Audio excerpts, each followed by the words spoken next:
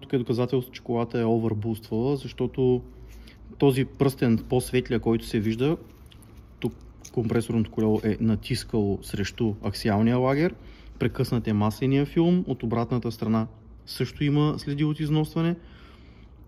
Тук е имало овербуст. Дали е имало овербуст заради неправилно настроен актуатор, дали е имало овербуст заради задържала геометрия, дали е имало овербуст заради неправилно настроен автомобил, не мога да кажа. Има по принцип решение на този проблем. Двойно захранване на лагера, по-големи колари и така нататък.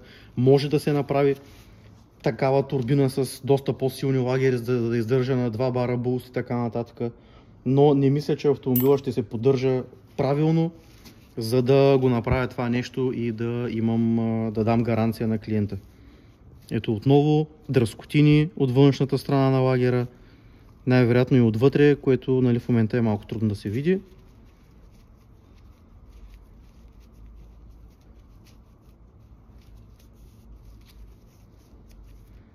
Ето ги и отвътре полираните места, където са.